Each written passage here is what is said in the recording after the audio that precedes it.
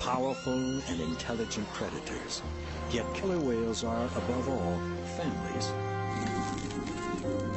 Families that hunt and play and travel together. Take a look into the hidden lives of creatures that rule like lords over one of the richest ocean wilds on Earth.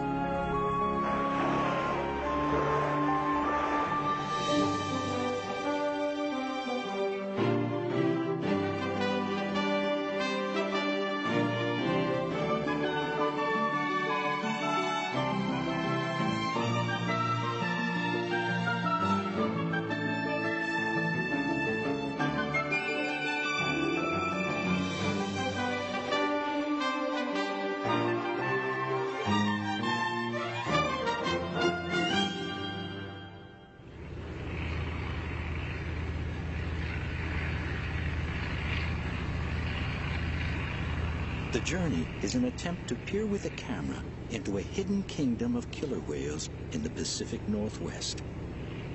A long-time goal of diver and filmmaker Theodore Pitcairn.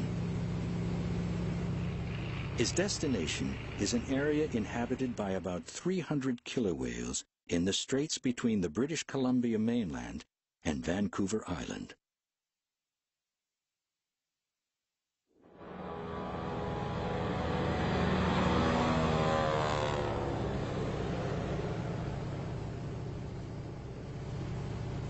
Traveling to film the unseen events of ocean life is a kind of continuing pilgrimage for Pitcairn.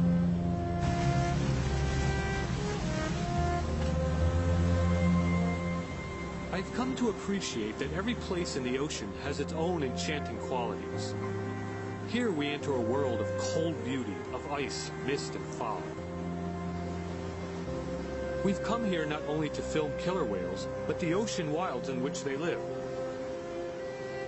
I'm curious to learn what makes this ocean habitat so special that hundreds of orcas congregate here.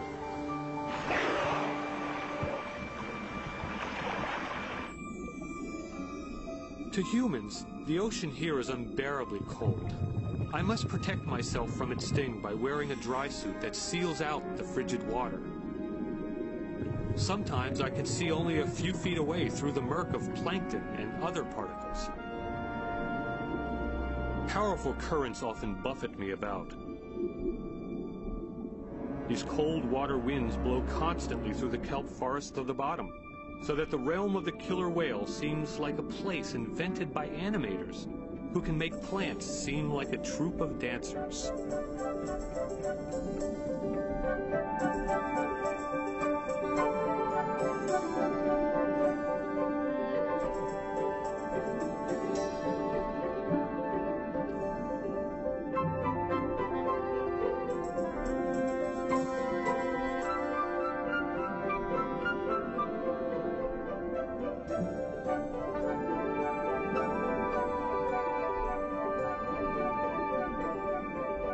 Amid the swirling cold currents, life abounds. Everywhere I point the camera, there is something looking back at me. Any shadowy corner can hold a surprise.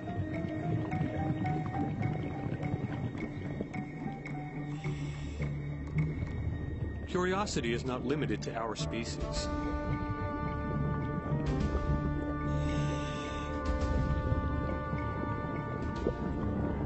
Sensing nothing either familiar or edible, the octopus puts up his guard. Which, for the most intelligent of all mollusks, means transforming its smooth body into a facade of menace.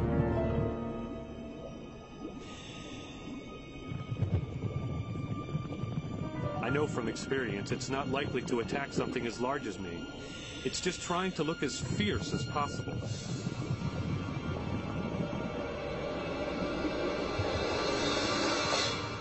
When I don't appear terrified, it's time to leave.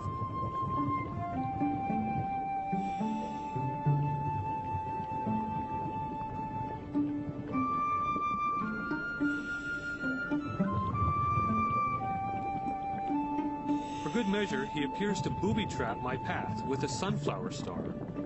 perhaps thinking that this predator, feared by other bottom creatures, will also intimidate me.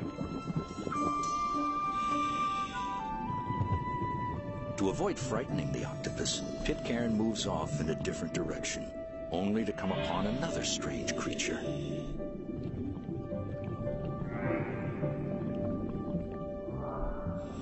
It looks like a snake with the head of an old man.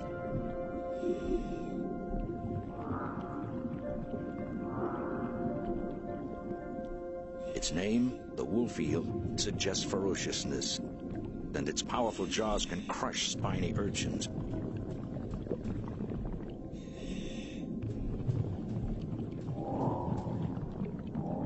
But like the octopus, it's not inclined to attack a human.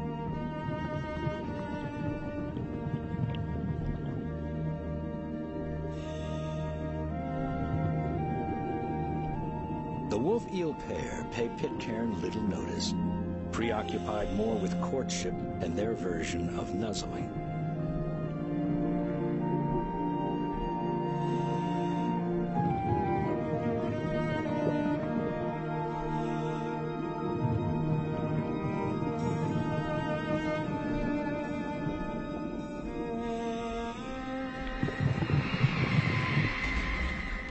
The dive is interrupted suddenly by a reminder that Pitcairn is in the home waters of killer whales, which are often heard before they're seen.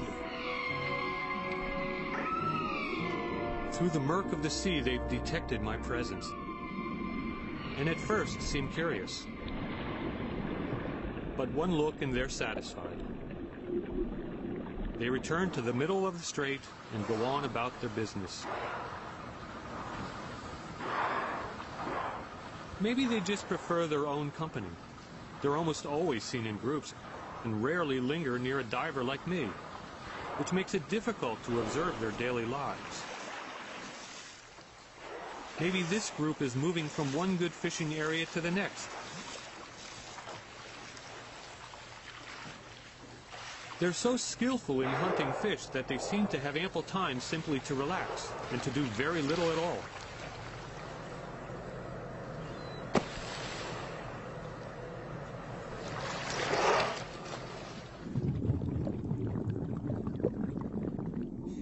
Other creatures in the killer whale realm below must survive by eating organic matter blowing by in the endless currents. Like this nudibranch, a kind of snail without a shell, each invents its own way of capturing morsels of food. Sweeping the water with its umbrella-like bonnet, the hooded nudibranch acts like a fisherman, casting a net to catch passing plankton.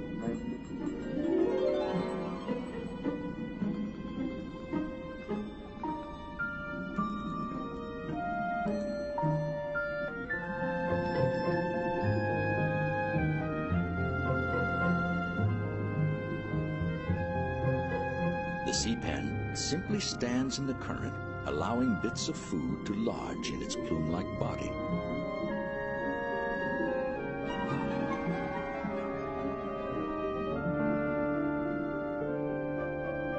The basket star, an animal that looks like a small bush in winter, snags passing food with its branches.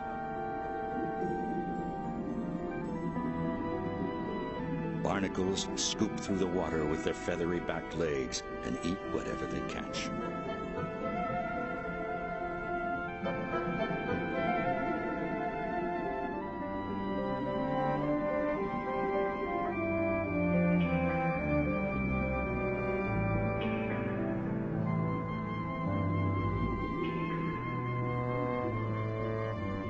Sometimes the underwater breezes deliver a windfall. The jellyfish can rise and descend by pulsing, but its direction through the sea is determined mostly by the currents.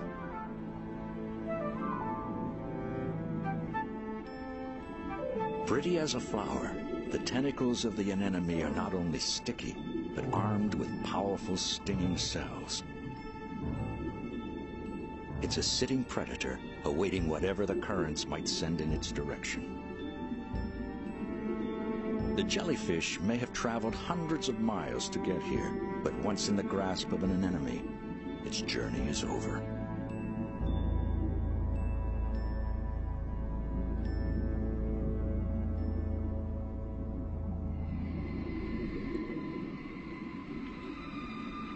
Killer whales are not the only formidable creatures here, but through size and intelligence, they dominate this undersea world, as strikingly as humans do the land.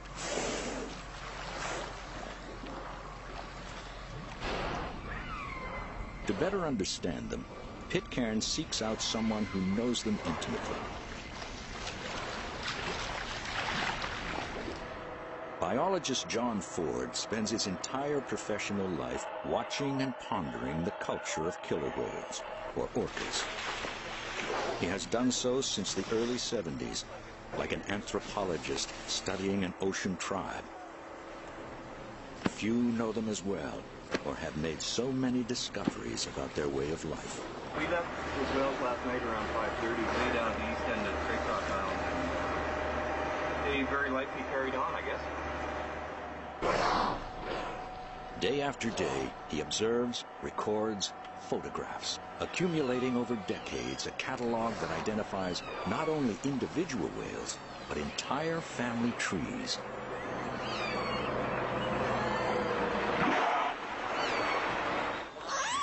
The calls of the whales are often loud enough to be heard from the boat, and Ford has learned to pay special attention to these sounds.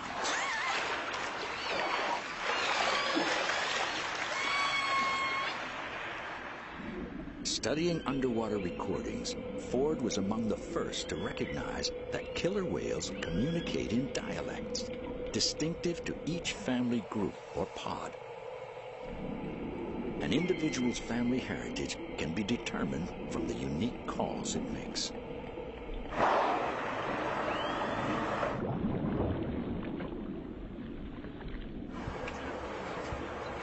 To catalog the identity of every individual whale he encounters, Ford records distinguishing characteristics and assigns both names and numbers.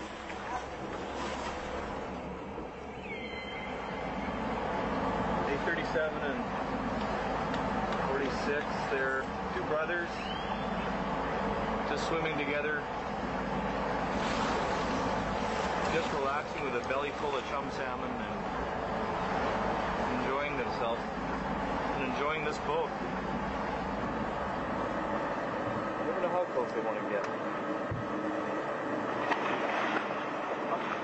For all the years of observation, researchers like Ford are still baffled by a great deal of killer whale behavior.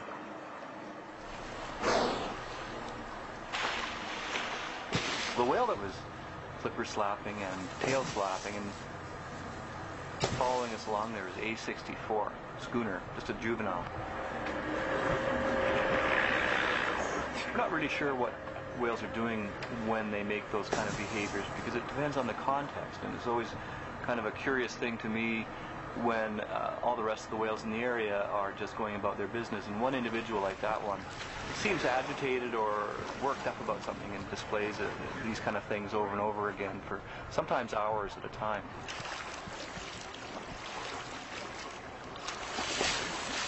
Because monitoring from a boat is limited by weather, Ford has installed a permanent sound monitoring system. Linked to a transmitter, it broadcasts continuously to his office. The world's first all-killer whale radio station. This is the live signal from the Robson Bight area coming down to the Vancouver Aquarium here by a high-quality digital line. So we're listening as if we were in our little boat with a hydrophone at Robson Bight, but instead we're down here 200 miles to the south, listening live. This is actually a catalog of the calls that the whales make, so we can match up the patterns this way. So when it goes like that is an N4 call. Young animals that are born into the pod learn those unique family dialects their vocal dialects represent kind of a family acoustic badge that identify the pod and help to keep the integrity and the identity of the pod together.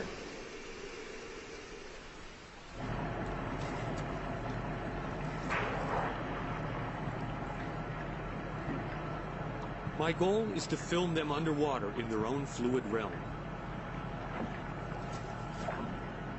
To try to convey how the world looks and feels to them.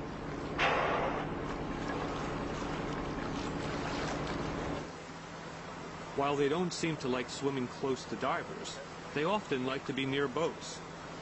So we experiment with a camera suspended on a pole, hoping to get some close-up views of these wary creatures.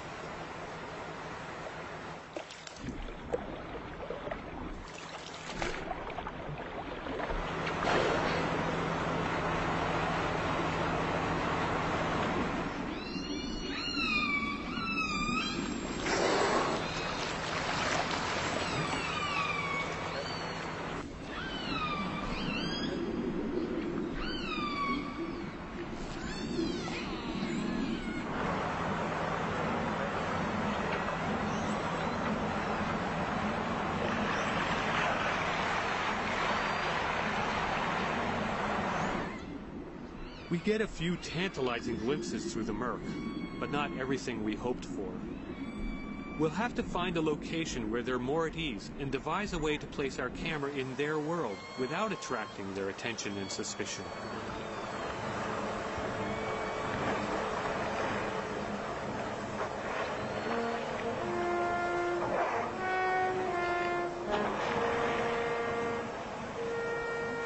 As the camera team deliberates over how best to film killer whales, an immense change is underway in the kingdom the whales rule beneath the surface.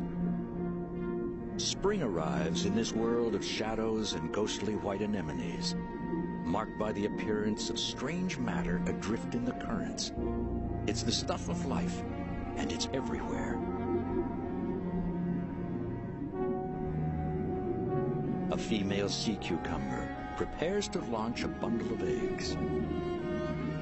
Nearby, a male has begun to eject sperm.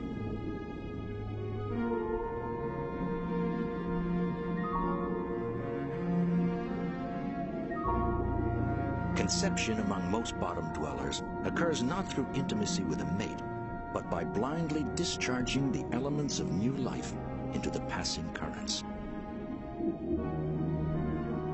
The drifting eggs or sperm of each individual will mix with other reproductive cells in a moment of fertilization. The ocean itself is the womb.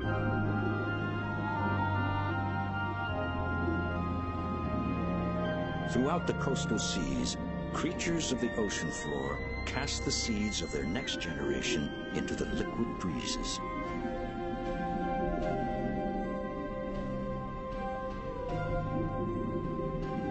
Turning the ocean into a soup of reproductive matter.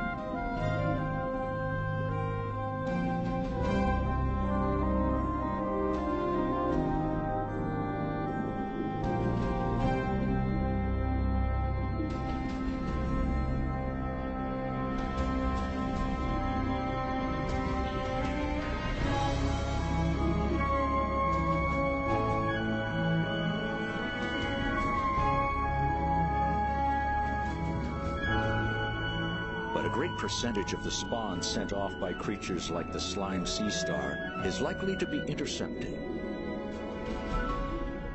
For hungry fish and filter feeders, the seeds of new life are just another kind of food to pluck from the currents.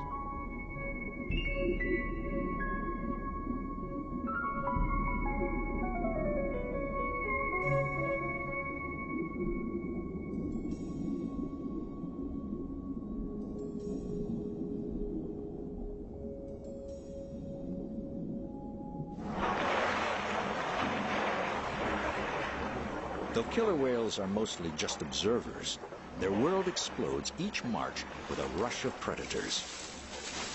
Dolphins, harbor seals, seabirds, and sea lions, all attracted to a massive spawning event that overshadows those of the bottom dwellers. Tens of millions of herring stream from the open Pacific toward the British Columbia shoreline to spawn. To get there, they must make it through a gauntlet of carnivores.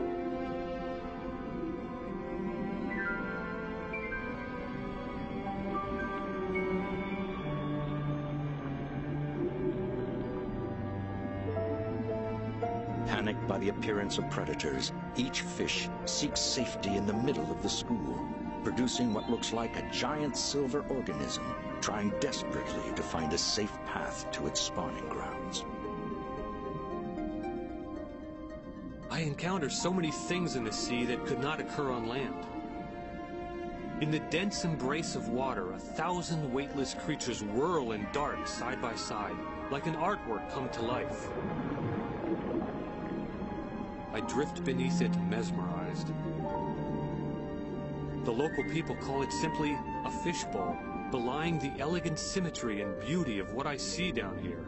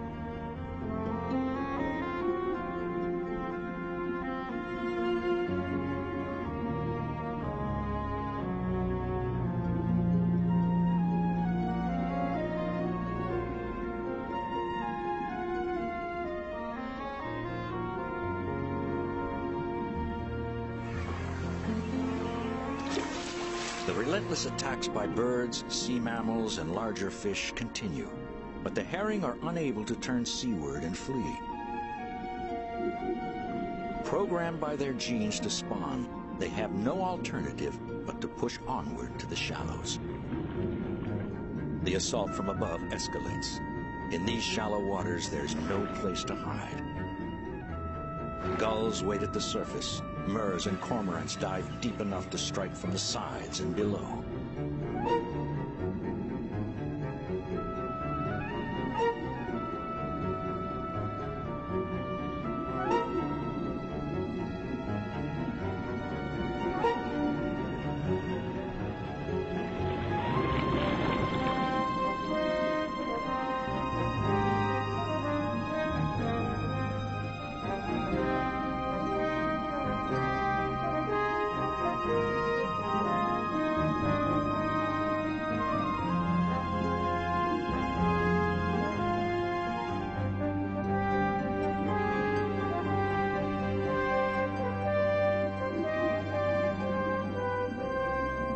For a time, the annual herring frenzy so dominates life along the coast that it attracts even migratory gray whales into the realm of the killer whales.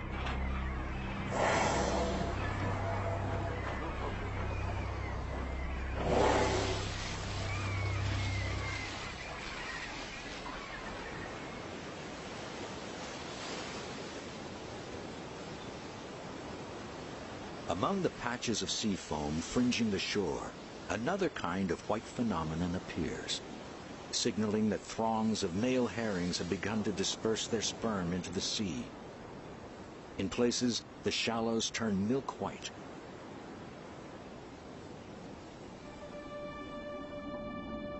The release of these clouds of sperm, or milt, triggers a reproductive frenzy.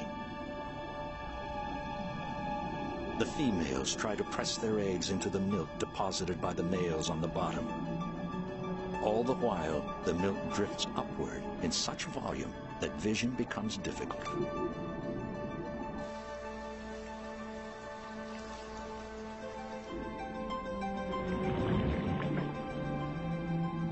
A single female can produce 25,000 eggs. The result is an undersea blizzard of almost incomprehensible proportions.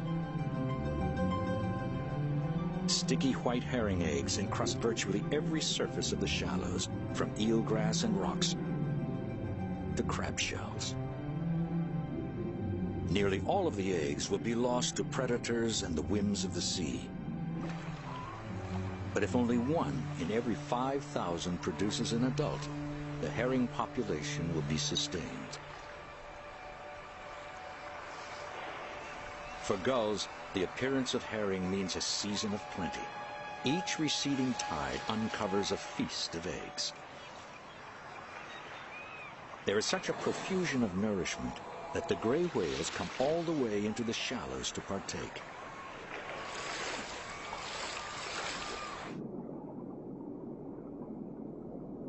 Raking the eelgrass with its baleen plates, one of the largest creatures in the sea feeds on eggs the size of birdseed.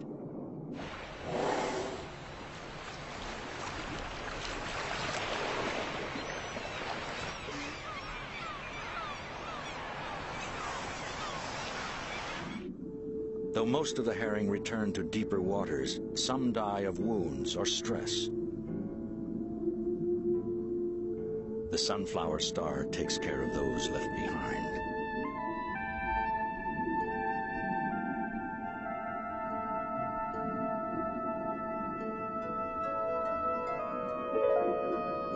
Oddities appear underwater during the herring spawning. A hemlock tree seems to grow from the bottom of the sea. Observing the annual herring feast over centuries, native peoples sought ways of exploiting it for human food. They discovered that spawning herring were attracted to hemlock for some reason. Along the west coast of Vancouver Island, the Hesquiot tribe still harvests eggs deposited on the hemlock branches they set up early each spring in advance of the spawning. Like their ancestors, present-day Hesquiots treasure the herring caviar as a delicacy. Their harvest is purely for tribal consumption.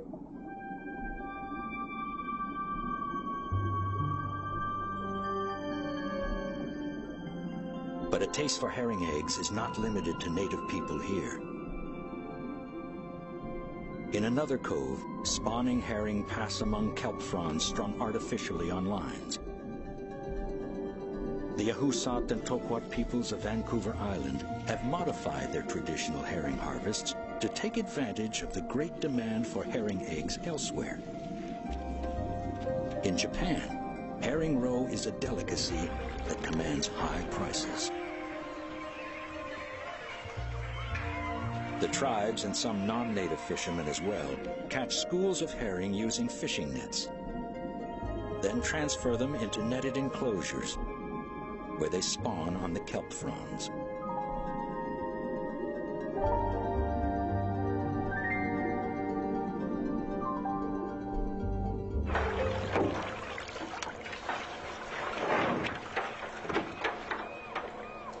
The captive herring school attracts non-human harvesters as well. River otters descend from nearby streams to fill their bellies with herring.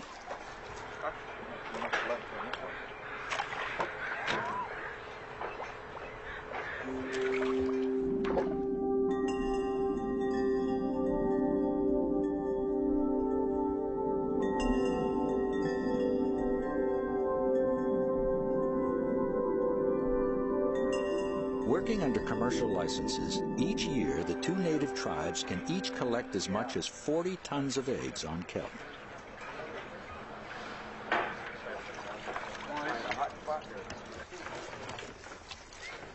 What is merely food for otters is big business for humans. Such commercial harvests can be worth millions of dollars.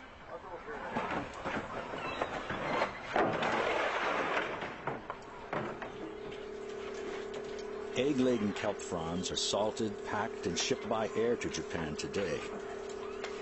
Though the industry arose in the 1970s, such trading actually began a century ago, when Japanese entrepreneurs obtained herring eggs from tribes farther north along the coast and sailed with them all the way across the Pacific.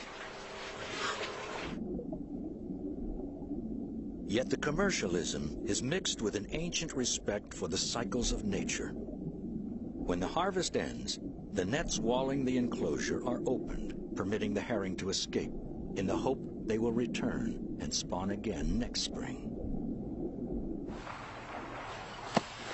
Though killer whales nibble at the spawning schools, herring make up less than 5% of their diet. They are awaiting a spawning event still to come that will bring their favorite prey into these waters.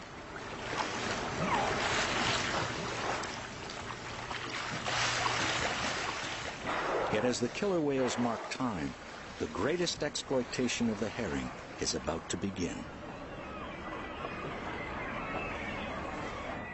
It dwarfs the hunting by ocean animals and the harvesting by natives. In Vancouver Island harbors, commercial fishing boats await the start of a different kind of herring frenzy. Attention Gulf of Georgia herring seine fleet. This is the Fisheries Patrol Vessel Gilco Post. The herring seine fishery will commence immediately. Only licensed fishing. The opening of the herring season is the beginning of an ocean gold rush. To prevent overfishing, authorities stringently limit the commercial herring season, often to only a single day each year. Sometimes to only 1 hour. 1 hour in which many fishermen must haul in most of their fishing income for the entire year. So valuable is the fishery that luck can bring boat owners a near fortune in a day, and failure can mean bankruptcy. It's a high-stakes drama in which not a second can be lost.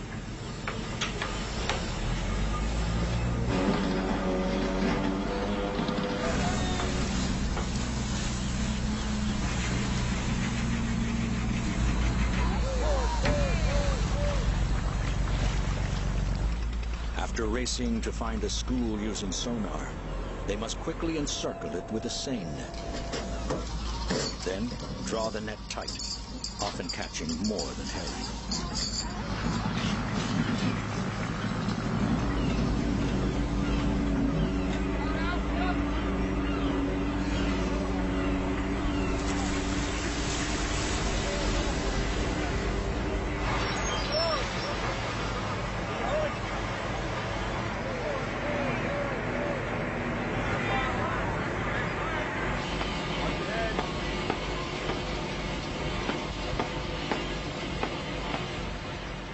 Making money on herring requires spending it. A seiner and its complement of equipment can cost $1.5 million.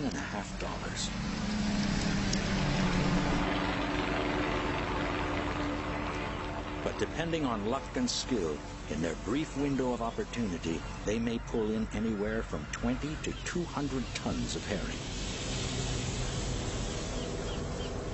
The only market is Japan, and prices fluctuate with the Japanese economy. There have been years when a catch of a single boat brought in $250,000.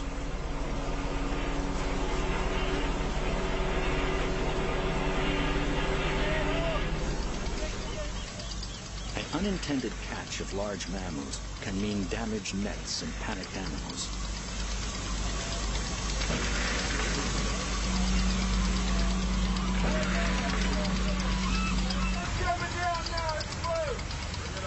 The fishermen give the sea lions every opportunity to escape. And one by one, they all do.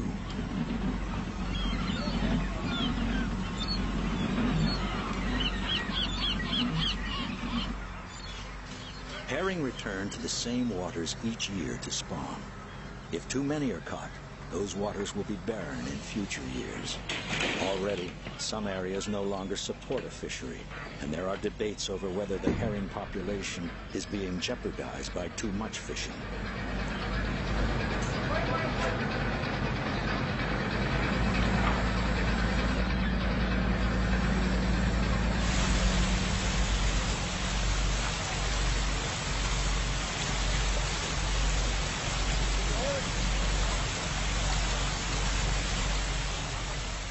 So intense is the rush to haul in fish, captains can imperil both their boats and crews by overloading. Even large vessels can be overturned by 200 tons of fish in their net.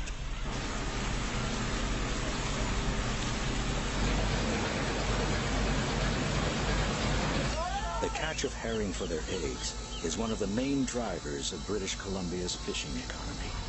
But unlike the harvests by marine animals and native tribes, no herring survive to return to the sea.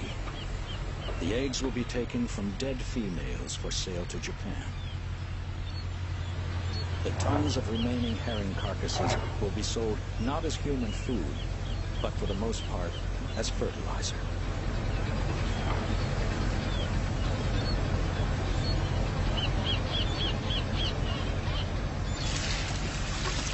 As spring turns to summer, the flood of life awaited by the killer whales approaches from the open sea. Salmon by the millions in wave after wave.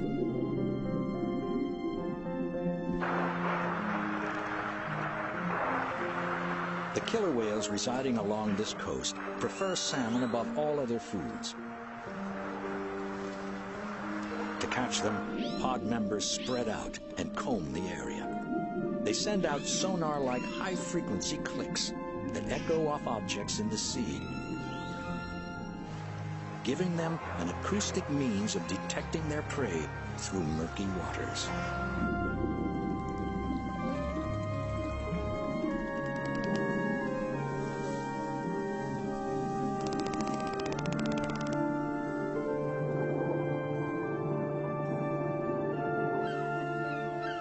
Through summer and into fall, those salmon that survive seek out their natal streams and begin a difficult journey against currents and rapids.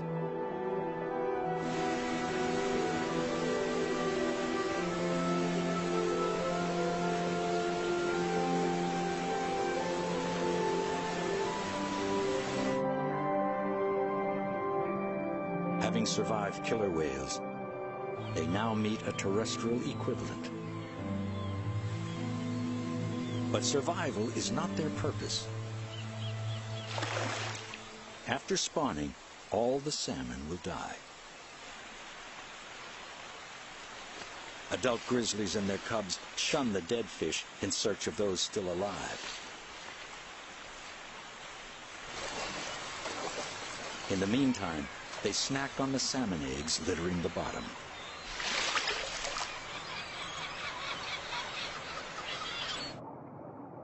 When more salmon arrive, the bears feast relentlessly. Grizzlies face a deadline as fall approaches. To survive the long sleep of winter, they must pack on as much fat as possible.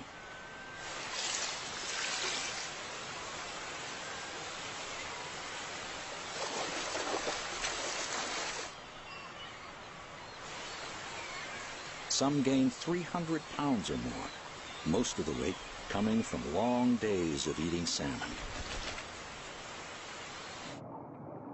It can be both filling and exhausting.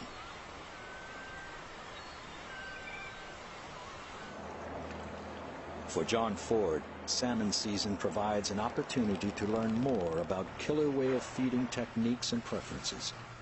An experienced eye sees a capture in a quick lunge. Time has shown that the killer whales hunt all 6 of the salmon species found here. It looked to me like a chum, about the right size. And it was quite a prolonged chase there, huh?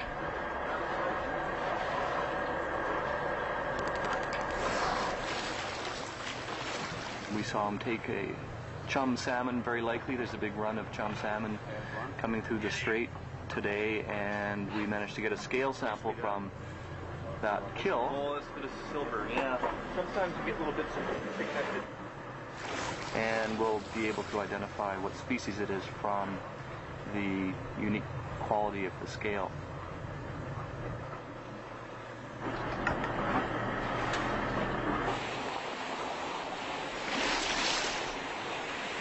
As if from nowhere, a pack of white-sided dolphins appears, interrupting the killer whale hunt.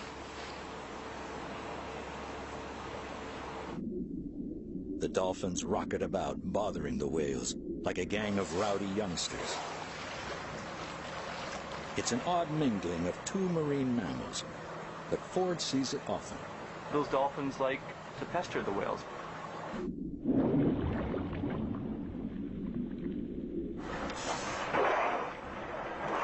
And we see them doing it to humpback whales as well, where they will chase them around and smack them with their tails and just generally be kind of pesky for whatever reason.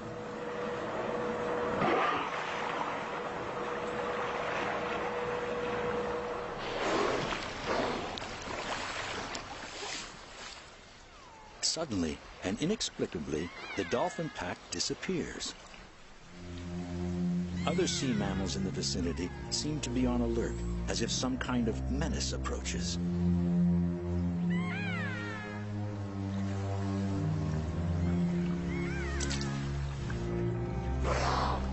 The menace is real.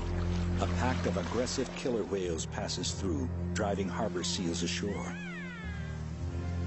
More nomadic than the resident whales of the region and traveling in smaller families, these transients also prefer the meat of sea lions and dolphins to fish. Distinguished by tall, pointed dorsal fins, these mammal eaters don't seem to mingle with their fish-eating cousins.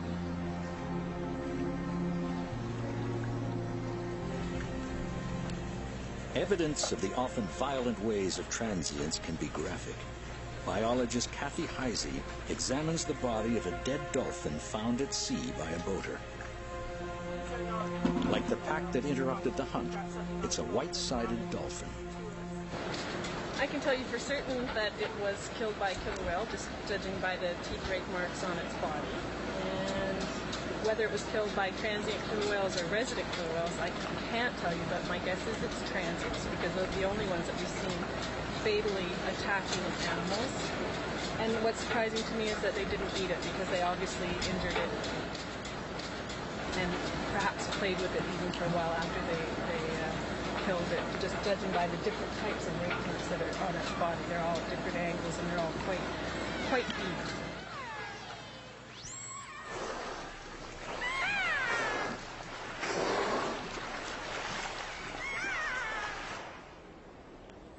Until the early 1970s, the realm of killer whales in British Columbia lay mostly beyond the interests of humanity.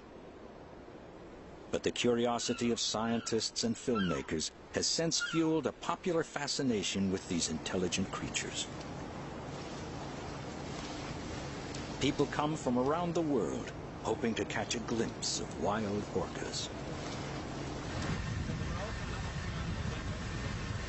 Identification catalogs enable them to learn the name and family history of the creatures they watch. Some learn for the first time that the swimmers before them are traveling families whose social relationships are among the most complex of any mammals on Earth. A family like this is led by a mother, and all of her young will remain with her as long as she lives.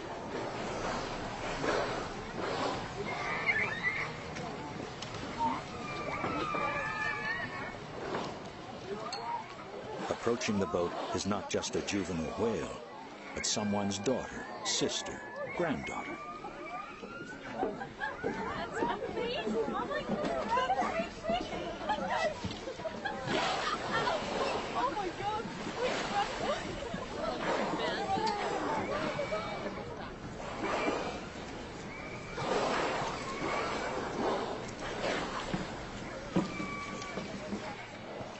But no matter how close observers get, they see only that tiny fraction of a killer whale's existence that takes place in our world of air.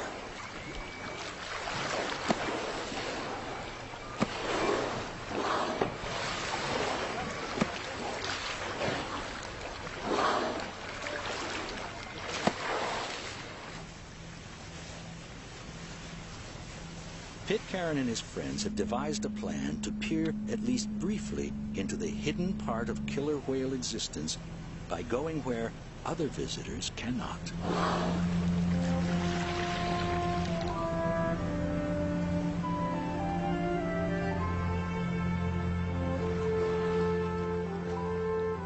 these undisturbed waters, we come upon a family bound somewhere through the morning mist and cold.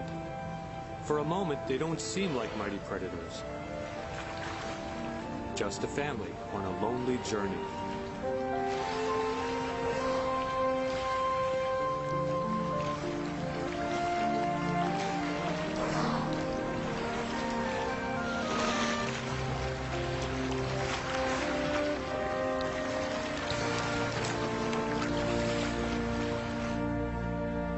Pitcairn's destination appears unremarkable. A beach covered by a bed of smooth pebbles that extends out into the shallows. But in fact, it's a special place where killer whales may let down their guard. In hopes of capturing a few moments of killer whale behavior here, the team arrives with an arsenal of equipment. Yeah, right.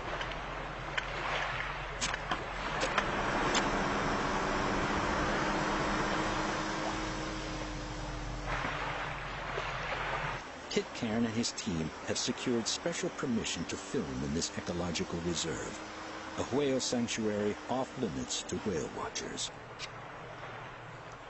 To avoid disturbing the whales, no diver will enter the water, only a remotely controlled camera.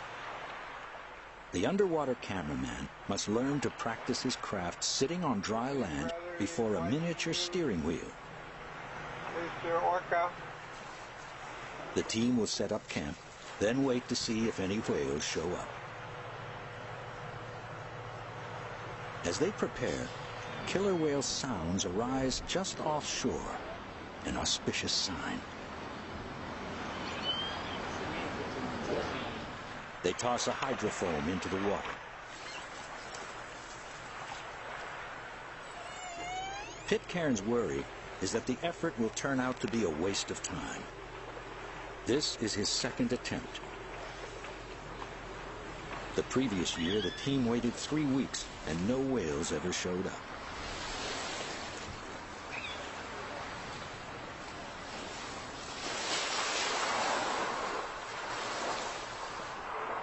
Every precaution has been taken to avoid disrupting killer whale behavior.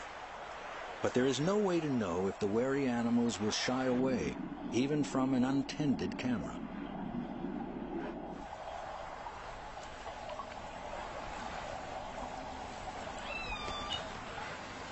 The wait begins.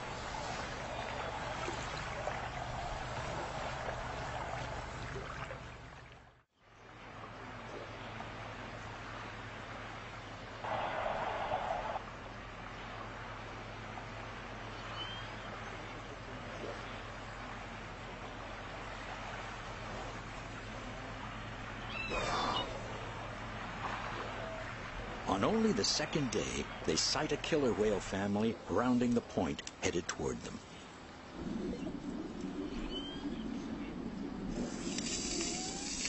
The underwater microphones pick up the raspy sound of a whale scraping against the bottom. The area is called a rubbing beach because killer whales frequently seek it out to rub their bodies against the bed of pebbles. No one is sure why. Their markings show them to be a family well known to scientists in the area. A 52-year-old matriarch named Stripe, her 3 children, and a grandson. The tallest fin belongs to her 28-year-old son, Okisolo, the most enthusiastic among them when it comes to rubbing.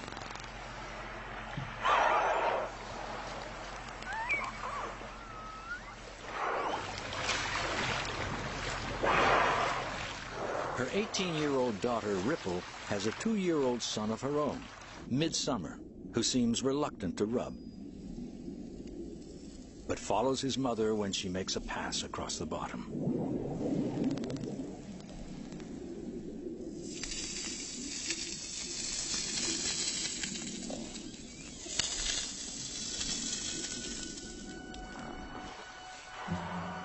Children at play.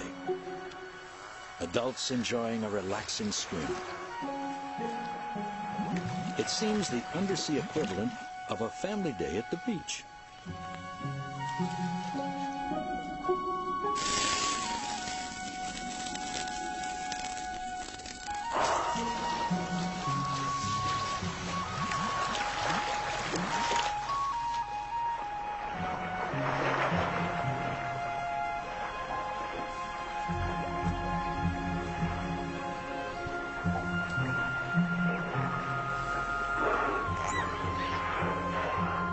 Though Stripe also rubs occasionally, the matriarch stays close to her grandson and youngest son, 7-year-old Fife.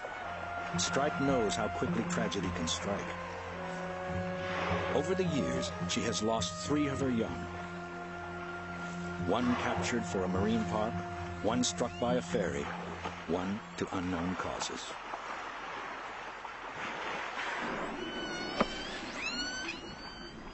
Little Midsummer continues to frolic off the beach, but he won't dare descend to rub the bottom.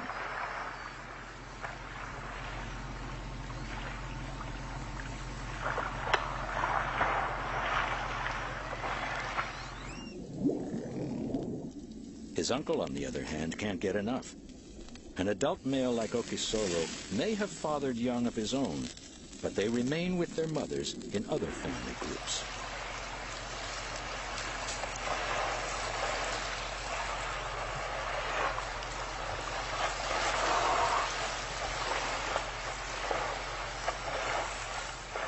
Okisolo will not leave his own mother all of her life.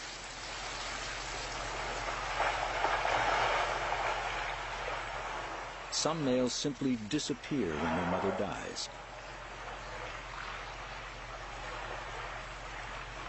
No killer whales in the world, other than the 200 living around northern Vancouver Island, are known to rub like this.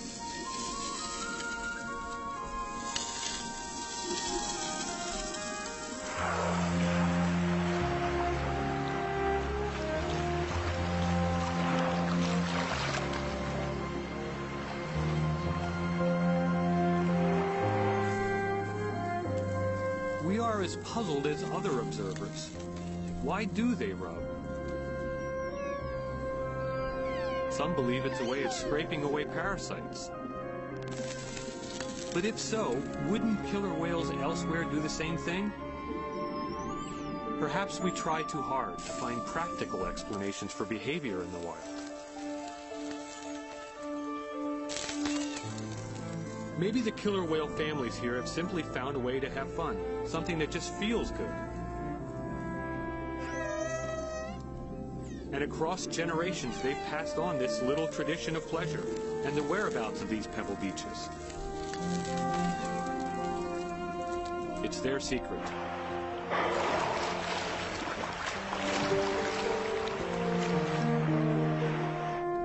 And we're peeking into the place in their world where they can escape the labors of daily survival for an occasional hour of amusement.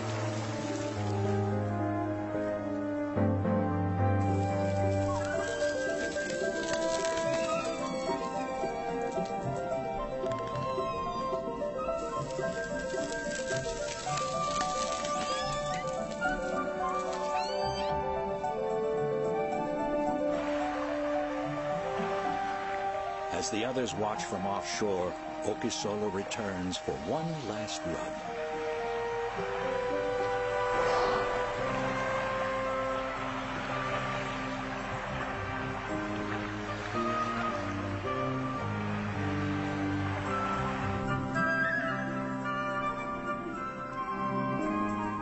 Perhaps inspired by his uncle, little Midsummer finally descends for his first pass over the pebbles, rubbing and blowing bubbles at the same time.